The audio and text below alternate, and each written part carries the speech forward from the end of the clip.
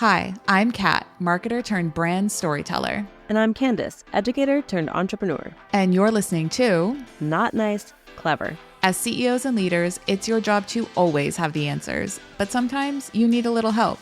Leverage, if you will. We get it. This is the place for you. So wherever you're listening, 5:30 a.m. club at the gym, on your way to your next meeting, or putting out today's fire, let's get into it.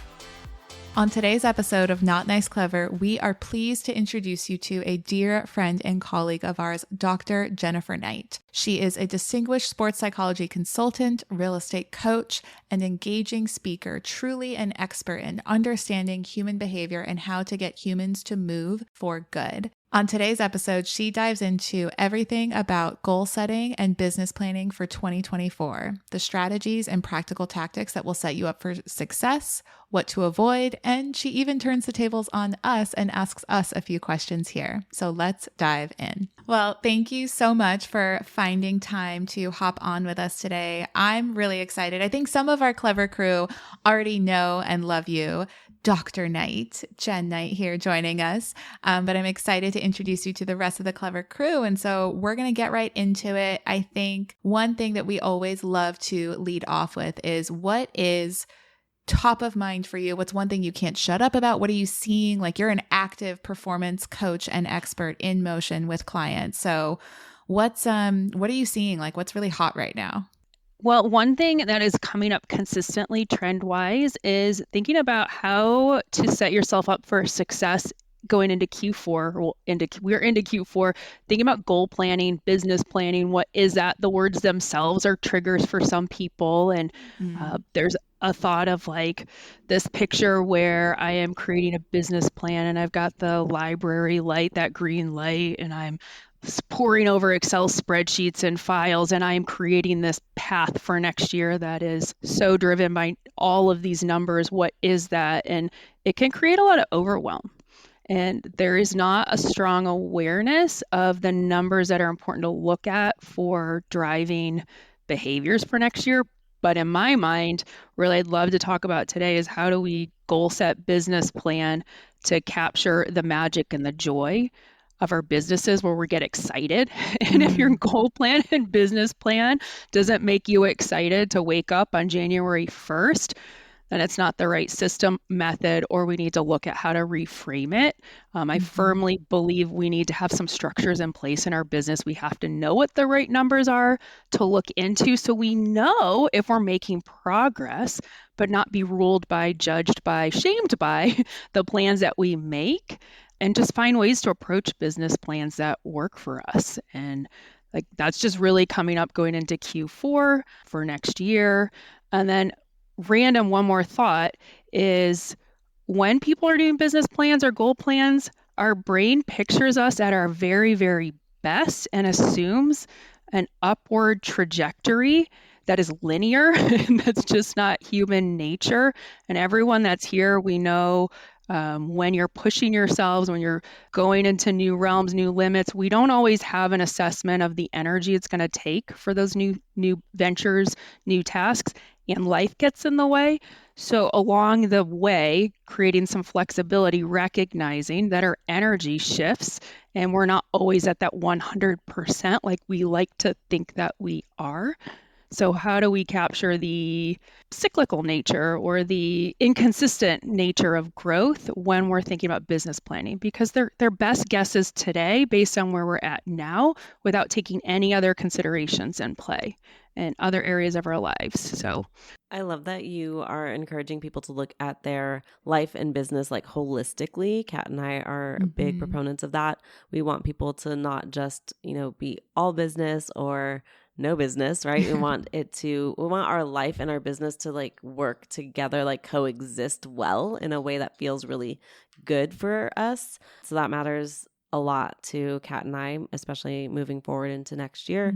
It's a conversation that her and I have all the time. But for our Clever crew, our listeners right now, are there any things that you can recommend that they do? Like, are there questions they can ask themselves that are the key questions? Are there data points that they should definitely include in their business plan? Because I know for a lot of people, just the idea of having a business plan feels really overwhelming and scary. And, it's kind of like, okay, if I don't have one, then I won't fail.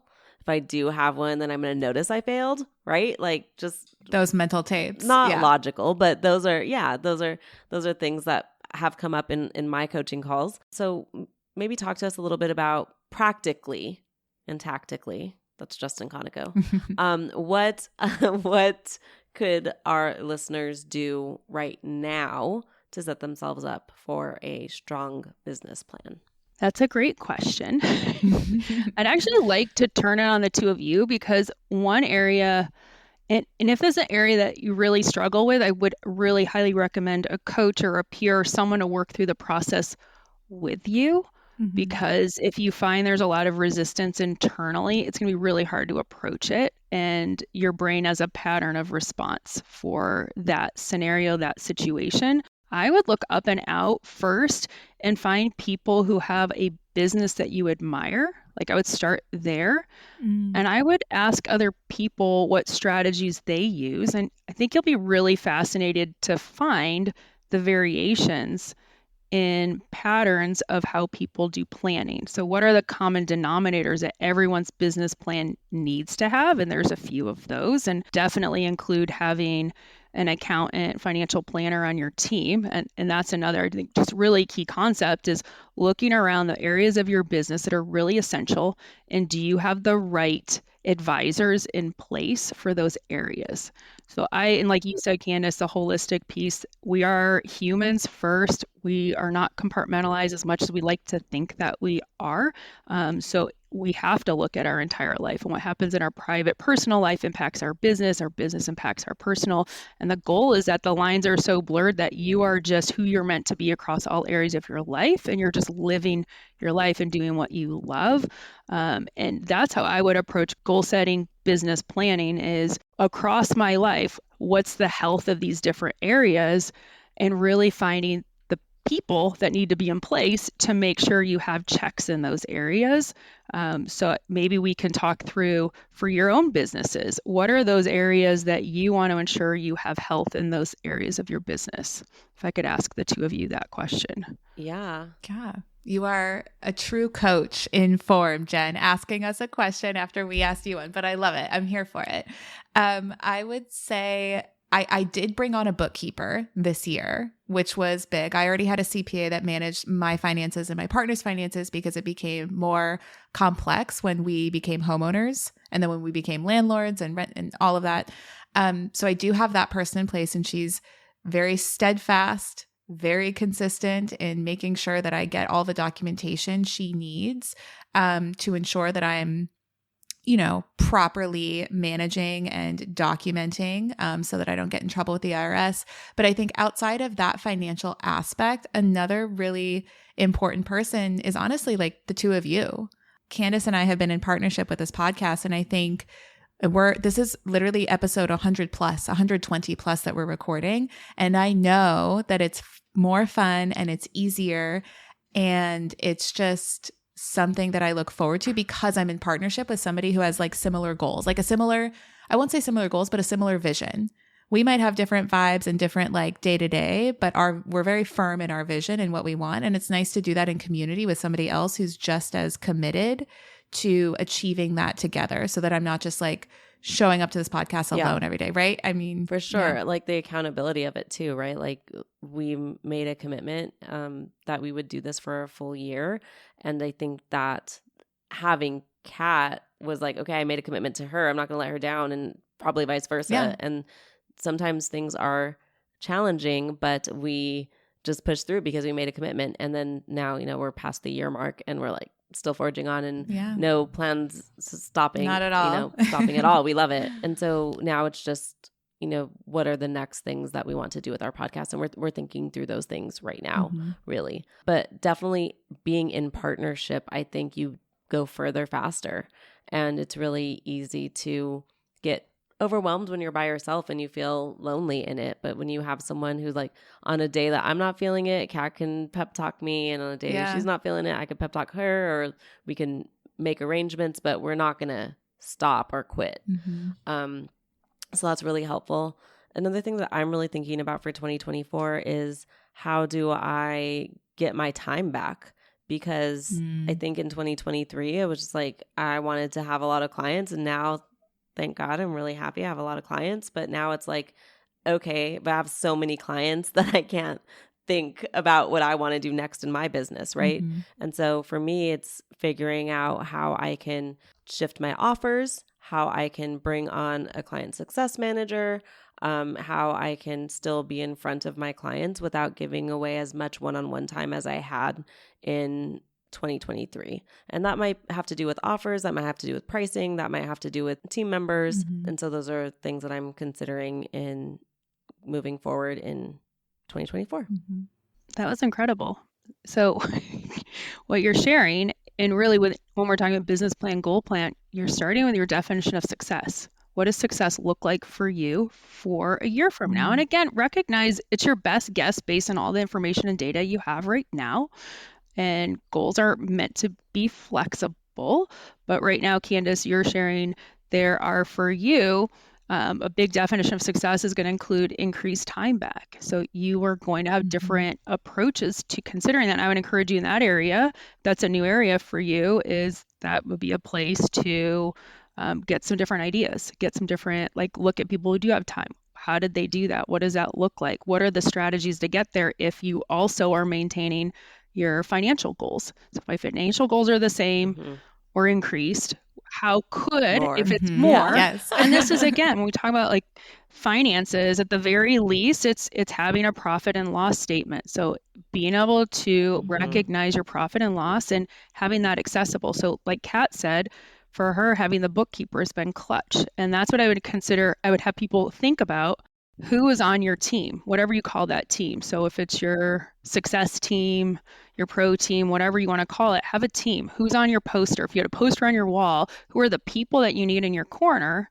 It's just a nicer way to think about how do I encourage myself towards those goals? And you've used the word accountability. Is it that I want to coach? And I know, with what you two do for a living, anybody theoretically could do it, right? Like you could send a checklist, but we know that people who partner with a strategist are going to be significantly more likely to follow through the behaviors, putting a brand into action out into the world. Same thing with fitness. People who go have a personal trainer, they're significantly more likely. People who have coaching in the areas of their lives they want to have consistent impact. Why is that? Is it a knowledge gap? It's not a knowledge gap. It's not a knowledge gap. The knowledge is free. You can Google or YouTube anything. And that's what Candace and I say. We're like, please come correct and do not come to our sessions and ask me something that you can find on Google. Like, let's get to the actual root cause of why you're not taking action, why or you haven't done what's it. holding you back. Yeah. Not the surface level shit. Like we say, Jen, you know this, we don't like small talk. We like to just like dig in immediately. And it's not even so much that potentially it is that they're talking about what they think those barriers are. And you're right, the barriers are never surface level, but it's having another person partnering them with in that space that keeps them moving forward. Like I looked up this year, I've had some of the hardest times of my life this summer and in this year, and I'm weirdly not that impacted by it. And there's times I'm like, I should be. I know I should be impacted, but it's because of what we're talking about right now. It's having consistent, reliable people that are trustworthy in those trusting relationships and having experts in those areas keep you moving forward. So it is, who do you need to have across those areas of your business to make them healthy? And I will say every person has to have the finance piece in place. And if it's not an area of strength for you, find someone you can trust and start taking baby steps. If your brand is a significant part, which it needs to be, of whatever business you're developing, who do you need to partner with that's trustworthy, that's going to keep you on the road? And that's really important. So when we're looking at business plan, it's almost like stepping back. What's your definition of success? What are those areas of your business that when they're all healthy, we know you're going to have success. So it could be as simple as if you Google Wheel of Life. So if you Google Wheel of Life, that is, you can look at it for your business. What are the 8 areas? And you could reconstruct it 10. Well, I don't think you can do 10, 6. I don't know. It takes a lot of finagling on Canva to create but 8. So in general, about 8 areas of your business, which are the areas that need to have health? And then just be really analytical. Where am I at? Who do I need to help me support that? Because that's what's going to predict continued movement in all those areas. When you're relying only on yourself, we default to how our brain is wired. And think about just the course of your year, how many unpredictable things happen in your year. And there's times everything's going really well, and there's times that there's a lot going on. Mm-hmm. And is there someone else that you're partnering with to make sure that area of your business, if it's finances, at least has eyes on it? At least has eyes on it, especially if that's not an area of strength. Then under stress, you're not going to look at your finances at all.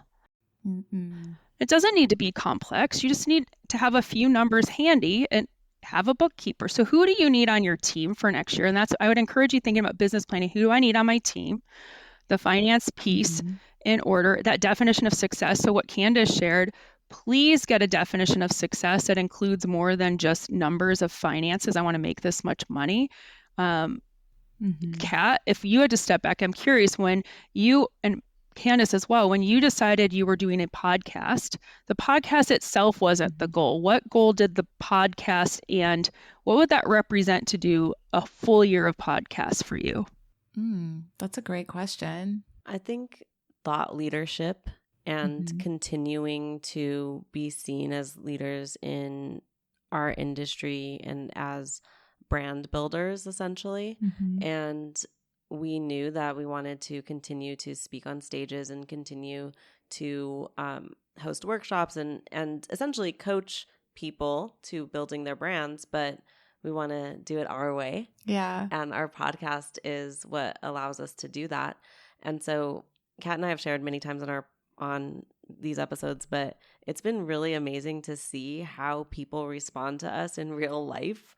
People that we may have never even spoken to, when they see us together, they're like, oh my gosh, Kat and Candace, like, can we take a picture? Yeah. Can we buy you lunch? Can we hang out? We loved this episode, or this, when so-and-so was on, it really spoke to us. And just that really keeps us going. And it's just, if we can amplify that and have even more people on a daily basis telling us, hey, this really helped me, or this is what I needed to hear, or, I'm taking this action because of you guys, like that's I think why we're doing it. Yeah. To double down on that, the word you used was amplify. And I think that entirely encapsulates part of the goal. But we wanted to do it our way, like Candace said too. And Jen, you know this about this. Candace and I are both introverts. We lead with that. I think we've made multiple episodes about being introverts because people just don't tend to believe us. But that's because we're so firm in our boundaries and we don't show up when we are drained. Like when we need to be off, we're off. And the podcast was just the next natural step. We were doing free monthly Zooms and people were showing up and they were getting value and it felt great, but it felt like it wasn't quite the thing. And then when we made that commitment, this was like in April or May of 2022, right? Yeah, because then we did the photo shoot in June of 2022 in Soho. Yeah. And then we launched last September. It was easy. Like and I don't want to paint the picture that like success is always easy, but when you're making the decisions that are in alignment with how you are, how your energy is, you're in community and in partnership with people that you just vibe with, like astrologically, Myers-Briggs, DISC, whatever person, Enneagram, whatever you want to use to like fully understand people.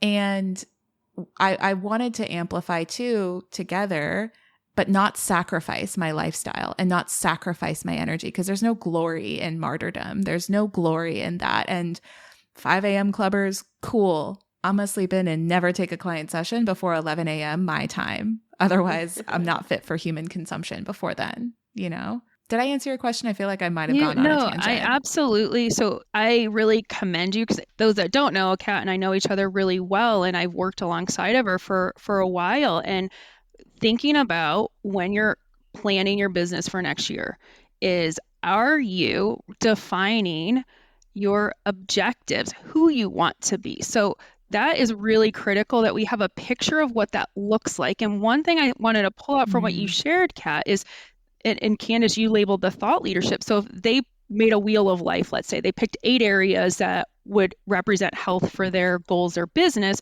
Thought leadership would have its own piece of the pie. And their goal was to increase their thought leadership. And there was an initial goal of, we're going to offer these free webinars, right? And that was your best guess at how to develop that. And then it was, no, we're going to commit to this podcast. And around that frame, as they're both talking about, their goal is to have high quality energy when they're client facing. They want to be the best of who they are. So when they're building their businesses, they're building it in a way that is true to who they are, how they're wired, and recognizes the natural biorhythms in our day and our week and our month and our year.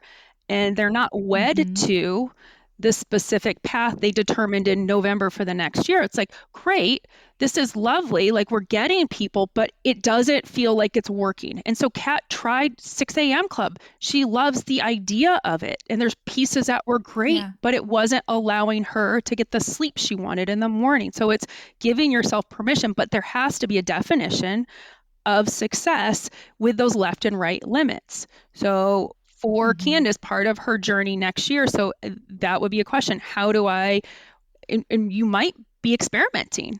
I think so often before we've tried something, we decide this is the goal and I'm going to stick to the goal and we don't quit, quitters. And really high performers and people have been successful in finite arenas. And I know Kat loves talking about finite versus infinite. We're in an infinite game, folks. We're in a game with no rules, no boundaries. It is infinite. Is not finite. We're not in school with a class with a test. We're not in a zero sum. We're not going out to a soccer game this weekend and there's one winner, one loser for a playoff. It's infinite, but our brain has been wired for finite games. So we create these stepping stones to win the game with the information we have today, but it doesn't work for tomorrow. So that's the piece of keep the goal in mind, but the path might change. Keep the intention in mind. And I really encourage you, if it's a brand new area. So for those of you that suck at finances, don't go online, Google how to do my finances and say, okay, I'm going to rigidly follow this plan for the rest of the year. And when I don't do it, I'm going to shame myself and then hate finances more. Experiment. And that's where I say, if you really suck at something, look at and get some ideas from different people, experiment, and then pick something you can start with. And I really encourage you, if it's a lot of resistance, get someone on your team. And every person needs someone on their team with finances. It's so important, underlies your business. And I work with real estate agents every single day. And often they don't know what their actual net profit is and what they're operating on. And people are afraid to spend money. And actually, most of them need to spend more money on their business than less money. And this is going in these last 2 months. This is a great time to look at what is your profit at this point? And do I need to spend some money towards the end of the year? This is a great time to sign up for coaching for next year, for brand strategy for next year. It's a great time to decrease some of that net profit, but knowing it and looking at it and not being afraid to invest in your business, invest in yourself. But if you don't know, it makes it a lot harder. I don't know if I'm answering your question, Candace. I'm very it's really individualized when we look at business planning. The goal is that we find strategies and ways that people actually plan and what works for them. So get some different ideas, get some pictures of what success is for next year.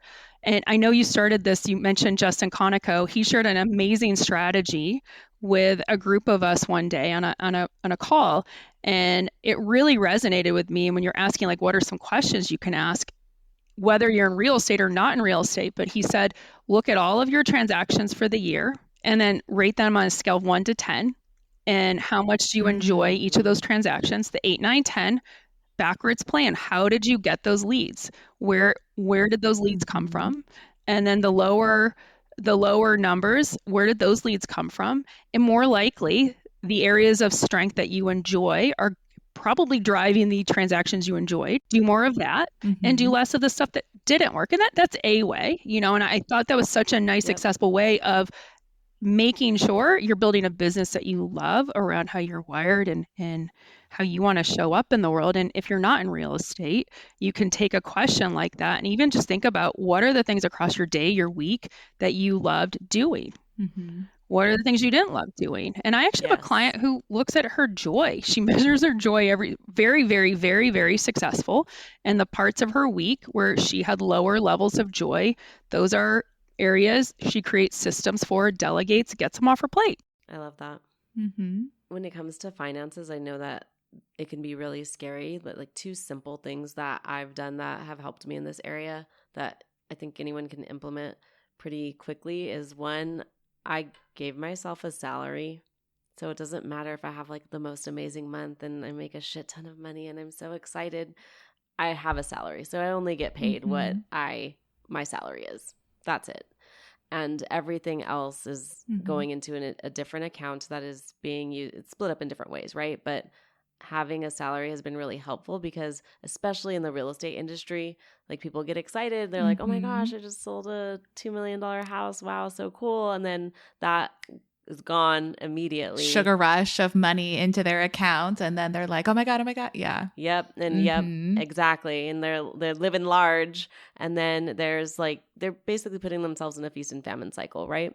So giving myself a salary has been helpful. And then the second thing that's been helpful is a couple years ago, I just got a business credit card. So literally everything that I spend for my business is on my business credit card. And I know about how much I should spend every month. There's a little bit of a range, but I know what that should look like. You know the ballpark. Yep, I know the ballpark of it.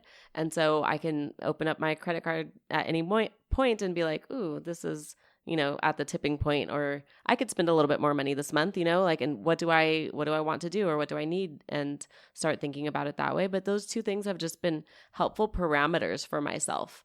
So I give myself permission to spend money on my business, but also just track it. Right. And it might change at the end of the year or different points when I have different goals, then I might give myself a larger budget in some place, or maybe I would bonus myself out at the end of the year if I wanted to, complement the salary that I have. Right. Be like, okay, I could do that now. Yeah. So those two things have been super helpful.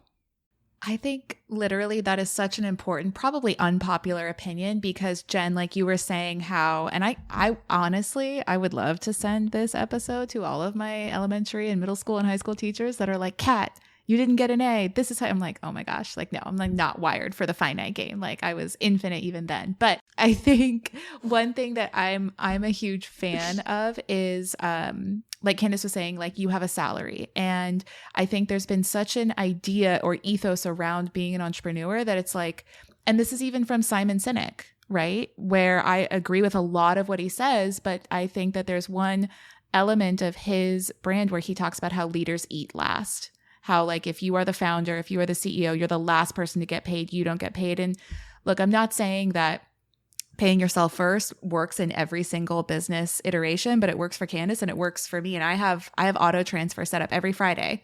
I get my like cash paycheck and that's guilt-free. I can spend it however I want. I've got auto transfers into our joint checking for our rental property, auto transfers into our joint checking for our like joint expenses. So it's like, just put it on autopilot. Like you said, put systems in place and delegate. Because if I see those thousands come in every few days or every few weeks, I'm just like, ooh, what can I do with this? And it's like, nope, just take the guesswork out of it. Take the emotion out of it. Yeah. Right. And just systemize it. I think maybe that's even looking at that lens across your business. What are the areas that need some more systems in place that are going to help you get to those bigger goals? Because the more those are in place, the more you're going to have joy every single day. You're going to feel like you have more energy. So that's where I would encourage having a system around your goal setting, business planning. And it doesn't need to be large. It doesn't need to be something really overwhelming, but then there needs to be checks or implementation throughout the year. It can't just be a one-time thing. And I'll say that my background working with sports teams, that's a common trend is that you start at the beginning of the season, preseason, everyone's in the locker room and you're brainstorming, you're dreaming and you're setting these big goals. And that's the last time you talk about it. And mostly the goals are, we're going to win the championship. And, oh, great. What happens when you don't make the playoffs, or what happens? How do we readjust? There have to be other goals about growth and creating the right systems, creating the right habits, because people choose to play sports because it's going to make them a better person, better athlete. Let's not lose sight of what that provides for us. So what is this opportunity providing in growth that I could take somewhere else? I mean, how many stories of there are people who have, the startup world, failure is more the story than success is. But is that really failure? You're learning, you're leveraging, you're developing the skills. So let's not lose sight of the skills we need to be developing. And then looking at just, if we're talking about finances, if budgeting or finances is a piece that needs to be increased in your business, the first piece is your system. So when Candace was sharing, she takes a salary, she's identifying the system. What buckets are my money going into? So let's think about if throughout the year, if you don't have a system, and this is why it starts to feel stressful, if you don't have a system, every single time money comes in, you now have to stop and you have to use executive functioning to make decisions. And who knows at that point it came in your week, how many other executive functioning decisions you had to make. And that's where it starts to feel overwhelming. And now my association with money is now increasingly negative, and then it starts to make you want to avoid it. So then when it comes up again, it's like, oh, I got to think about it. I don't know what to do. And too many decisions. So it's just this, every part of our business, it's identifying the system. Sometimes we experiment, but like, what's my philosophy? So having this year, maybe that's part of business planning, is I'm deciding which buckets my money goes into. And then what's my implementation for that for the year? What's my implementation? Do I have a bookkeeper? And then what does that look like? If I need to know where I'm at, net profit, if I need to know, how do I access that quickly? Is it the bookkeeper pulling that up? Do I have an accountant? What do I have? Who's in my life? Am I in a group of other people? You both love collaborating. Am I a group of other women where we actually talk about money? And man, there is some gender differences in talks about money. Oh, absolutely. Circle of men, they all know what each other make, and it's not a problem to talk about money. Right. Yeah. No stigma. One mantra that has been newer for me to integrate, but I think our clever crew will appreciate, and I want you to, like, everybody listening, like, pay attention here, is to understand that money loves to be told what to do. Like, absolutely, it will respond to you, and you can be proactive, and you can tell it what to do and where to go and how to grow and what to be used for. If you don't, then it's just going to do whatever is at the whim of your, like you said, Jen, what went on that week? Did you hit decision fatigue? Did you have a loss in the family? Was your kid sick from school that week? Like, all of these other things can just get in the way of you just consistently having that foundation of knowing what your money's doing and telling it what to do. So it always has a job and it's working for you instead of you being like worked over by it. I know that I've always found a lot of value from people sharing about money, and it has helped me learn and level up my mindset about what's possible for myself, because of women who weren't afraid to share their rates or their processes or how they split up their money, right? Like, okay, how much should I save for taxes? And like all of those types of things, like people who are not afraid to talk about that have actually really helped me grow as an entrepreneur.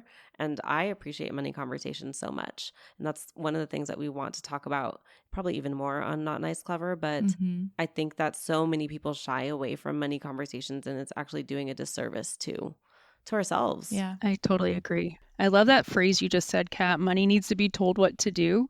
But I think most things, you and I had a conversation one time with that analogy of going into our day without a plan is like going to the grocery store without a shopping list. And we all can relate to, depending on the time of day you go, what is a byproduct of going shopping without a list. And it typically ends up being it's more time and it's more money and it's the wrong thing. So you're not actually getting what you need. It's draining, it takes more time, and it takes more money. And that's really, when we're talking about business plan, you're basically getting the framework for your list. And when you go to a grocery store, you're going to buy what fits your goals, right? So if you are an athlete, your food choices might look different. You're probably going to eat more than someone who's not an athlete. But in general, you're looking for healthy choices, all of that. So there are some general rules of thumb for what creates a healthy business.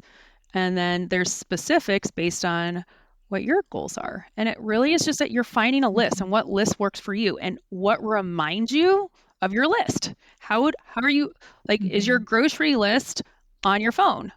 Like, how do you remember what your list is when you're about to go shopping? So this is all we're talking about with a business plan, is your shopping list for your life for next year. And think about how that supports you when you show up every day, every week, every month, when you have a clear plan. And I love just even breaking down by quarters. If there's a chance to check in quarterly, then you can ask yourself if you're on track and is this the direction I want to go? And don't be afraid to shift directions. Don't be afraid to quit something that's not working. Yep. Don't be afraid. Like you, again, remember, you set goals based on all the information you had at that point in time, and it could shift. Your priorities might shift. Life happens. You're not quitting when you're making an intentional decision. I'd say the highest performers learn what to quit. They learn and take joy in saying no. We love saying no on Not Nice Clever. Like, just say no to what's not for you so that there's space for what is for you so that you can get to say yes to it. Yep. Yeah. Being relentless in that. I think the two of you really model healthy partnership and finding people that you are doing life with. And it will keep you on your path. It will increase you. It will increase you, your qualities, your growth, your business growth. So that's what I'm talking about. Who do you need to have on your team? Whatever your team's called, your success team. Yep. I don't know another word for that. Power team, your squad, Avengers. Crew. I love that you are talking about like who you're surrounding yourself with, because Kat and I have been kind of just driving that home recently, just telling our clever crew over and over again, like it's who you surround yourself with that's going to determine your trajectory.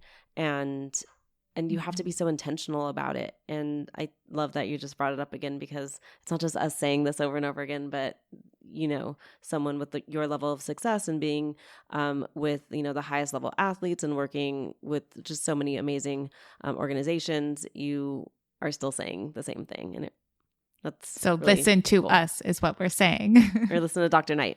Yes, listen to Dr. Knight. You need high quality, trusting relationships in your life. So those areas that are vulnerable for you, ensure that you're partnering with experts. And I cannot tell you how much even hearing you're not alone, there's nothing wrong with you from someone with expertise who has a macro view is so powerful.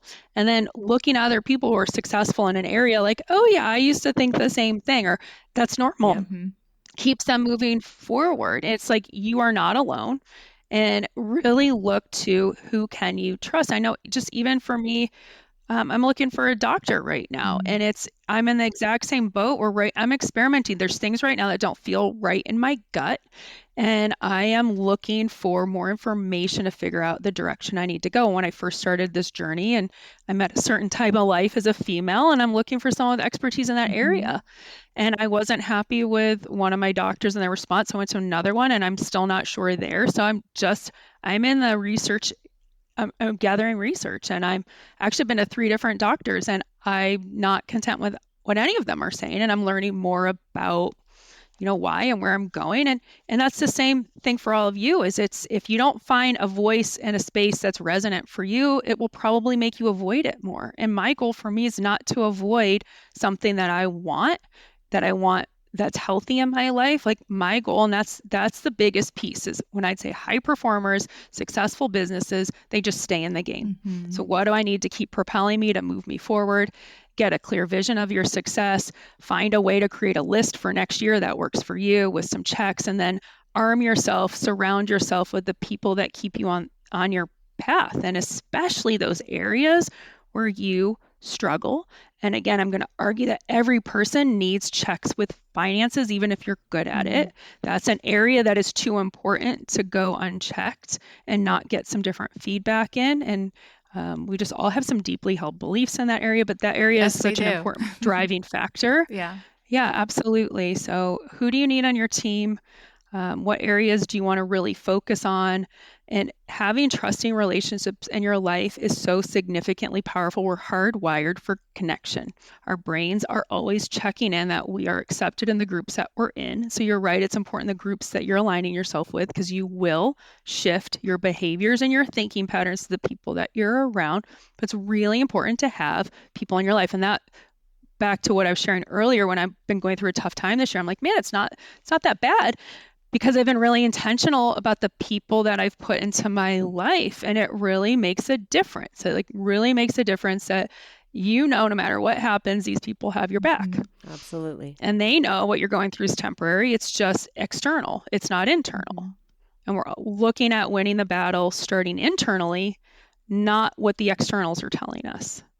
So your business plan sets you up for success, that you are consistently doing what you need to be doing to get you towards your goals, no matter what the market's telling you, no matter what, especially if you're an entrepreneur and your income is not consistent. Mm-hmm. It's even more important that you arm yourself with the right people, even more important, because you're way more susceptible to feedback and noise that is not helpful. And you cannot do it alone. I don't care who you are. You cannot do this alone. It is not a knowledge gap. I love it. Well, preach. Mic yes. Done. Okay. So, Jen, our favorite part of the episode. I mean, you've dropped so much knowledge in the areas of marketing, money. You took us to church. Stop trying to go it alone. But we are at the rapid fire portion of today's episode. So let's get to it. Rapid fire number 1. What was one of your childhood nicknames? Jenny. Classic. Jenny. Okay. Jenny from the block. All right. Like it. Yep. What is your go-to lazy dinner when you've just had a day? What's the go-to? Just say it. We've heard it all. Say it. Tell us. Minute rice with Parmesan and Bragg's amino acids. Which is like basically like soy sauce, right? It's like an alternative to Did soy not sauce. expect Yeah. that last part, but the Yeah. minute rice. All right. Yeah. It's soy sauce. It's healthy soy sauce is what they say. They say it's healthy soy sauce. And Parmesan, though. I've never done Parmesan. Oh and my soy goodness. sauce, All right. I love it. It's so Okay. weird. We love the weird. All right. Hot or iced coffee? Hot. Okay. What is the best non-curse word, one word insult? So I love calling people, I realize this by asking this question. I love calling people like a moron. I'm like, don't be a moron. Just don't. Candace's abuelita.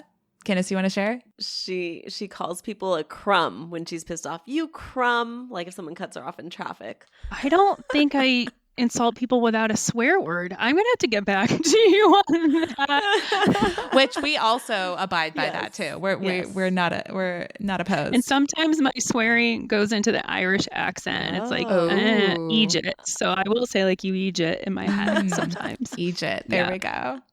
All right. Usually F words in front of it. Mhm. I'm sorry. No, not No, you sorry. don't This is apologize called not here. nice. Yeah. Yeah. Okay. What makes you nervous? Dating. Ooh, yeah. Mm-hmm. Yep. There we go. You gotta do Hey. it. I mean, I Yeah. met my husband on Oh, yeah. on Bumble, so it works. I might need to Yeah. have you on my team for that. So There we go. We'll be your hype crew, your wing women. Totally. Yeah. Okay. Yep. Who is your celebrity crush? man, it's hard to answer questions off the top of my head. I think it's an ADHD thing. And I admire people who are really clever and quick. And do they just say whatever comes to their head, even if they don't think it, to keep it rolling? Is that an improv thing? Who is my celebrity crush? Like, I don't even think I have one. It could be a past one too. A lot of people like could think about one like they had when they were younger. Why am I even blanking on names? Oh my gosh. Like when I was younger, I liked that guy, Miller's Crossing. He's Mhm. dark hair. Crud. I feel like Paul Rudd. That would be who I think that you would like, and I would like him for you. Oh, I like that. I do like dark hair. Yeah, I used to have such a crush when I was younger on him. And like when I saw Legends of the Fall, I liked Aidan Quinn over Brad Pitt, although I would pick Brad Pitt now, like how he looks. Like, I don't know if personality wise we're that compatible. And weirdly, I went through a phase where I was attracted to politicians, but I don't want to go there. Yeah, no, that seems like We don't so love that for messy. you. Yeah. I know. No, yeah. No. That's true. Very true. Okay. So everybody who knows, and you probably know because we have all worked together, Candace has an obsession with being at the airport. And so It's not an obsession. It just happened to be there all the time. She just I don't happens to be know. there all the time, although you can't get this woman to do anything she doesn't want. So maybe, that she does want to be at the airport all the time. Okay. So our question, do you arrive 2 hours before or 2 minutes before the flight? What's your vibe? 2 minutes before. Oh my gosh. We need See? to. Okay. See? Jen, We don't have time to be we wasting. should have chilling at talked the before airport. I this. got Okay. things Well, to I do. show up 2 hours before. Anyway. All right. Kat, you know I have ADHD, right? Time blindness is Yeah. a real thing. Like, it's legit. That's true. It's real. But Will has it too. And yet he's like a 2-minuter like Candace. I just don't. But Dom and I are in the 2-hour club. So, okay. Yep. Some very hairy situations at the airport. Very. All right. Last question. You know this. I am secretly a tomboy and a nerd, and I love comic books and Marvel. So if you were to have a superpower, what superpower would you want to have? I'd want to fly. Mm-hmm. Good one. I like that. I don't want to know what people are thinking. That's the weirdest thought. Could you imagine? No. Good Lord. No. I know it's too much, right? Wait, no. Sometimes I think I want that. Just, yeah, exactly. Who cares? Distracting. Keep it moving. We don't care about OPOs here, so we don't need telepathy. Thanks. All right, Jen. Well, please tell the people, Clever Crew listening in, how can they find you? How can they work with you if they're interested in being as badass as every one of your clients and you? Where can they find you online? Reach out to me on LinkedIn or Instagram. And if anyone's interested in doing a business plan for next year, identifying your process for that, would love to do a few sessions. I think that's really critical. And again, I would love to help you identify and partner with you on figuring that out so you can approach your year with intention and get the most out of it. Run, do not walk to Jen's digital profile. Seriously, Clever Crew. And you know, as we say, you're welcome. We'll make sure we put your links in the show notes as well. All right. Thank you so much, ladies. You're crushing it and helping so many people by what you're doing. Thank you so much. Thank you. It was a pleasure having you here. Thanks for joining us on Not Nice, Clever. Remember to follow Not Nice, Clever wherever you listen to audio. And if you haven't already, drop that 5-star review. Share your takeaways. Tell us your story. We love to hear it. Signing off, your not so nice, but oh so clever besties that mean business. See you soon.